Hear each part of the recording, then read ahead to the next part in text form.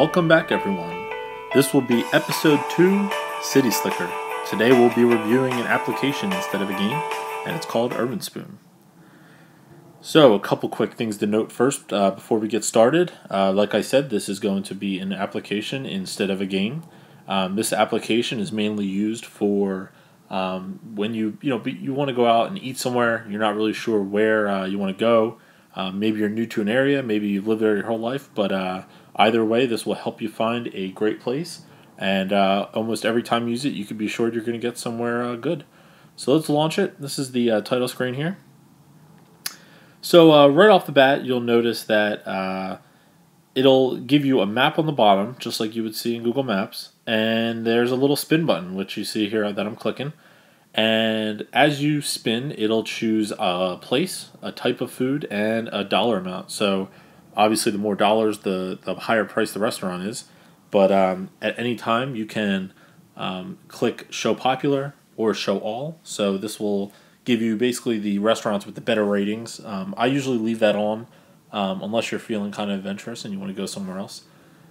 You can also go ahead and hold down or press on a lock button on any of these, and that will lock you into an area. So notice in Turnersville here, the only one coming up is one burger place.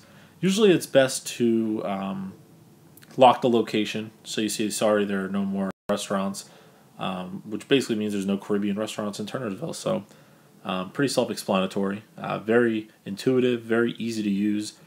If you click on University City like I was, you'll see it zoom in and out. And you can also notice that as it finds the restaurants, it's going to zoom in on that location. So here it found this Napoleon's Cream Puffery, and in Berlin Diner, let's see, there is the New Berlin Diner there. So let's say I wanted a Filipino restaurant anywhere kind of within my vicinity. All I have to do there is lock on Filipino, and there you go. You see it's finding a couple of restaurants. So Greek restaurants, same kind of thing. It will find all Greek restaurants.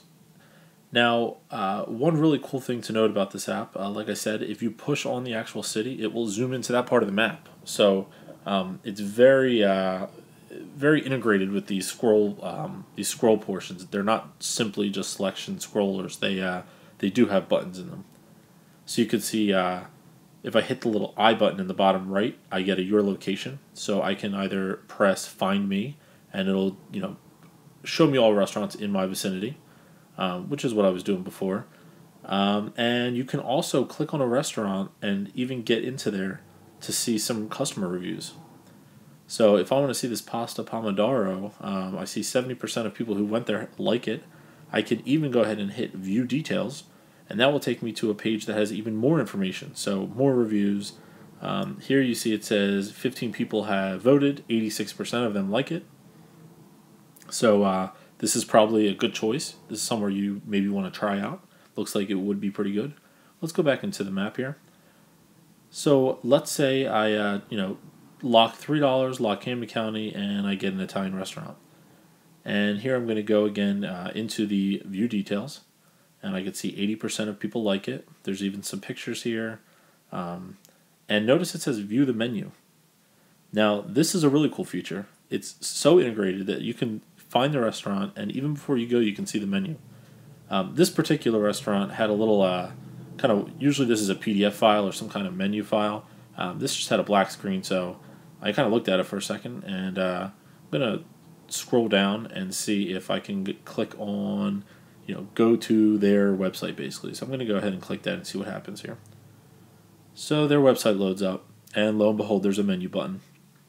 And there's some options here. I can click on them, and there comes my PDF menu document that I wanted to look at. So different restaurants are obviously going to have different open kinds of documents, different web pages, things like that. But generally, you can get to a menu for a restaurant, which is awesome. Another quick thing is choose a city here. I'm not going to go ahead and do that, but if you do click choose a city, it will find every restaurant in the vicinity of that city.